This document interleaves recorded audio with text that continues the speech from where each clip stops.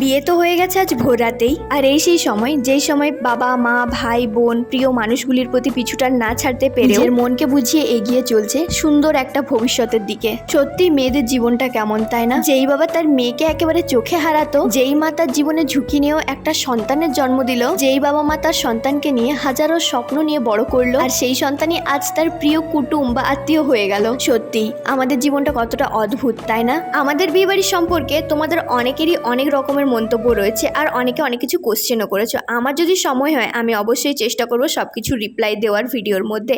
এদিকে দেখো ভোর হয়ে আসছিল বলে তাই একটুখানি ঘুমাতে এসেছিলাম গাড়ির মধ্যে।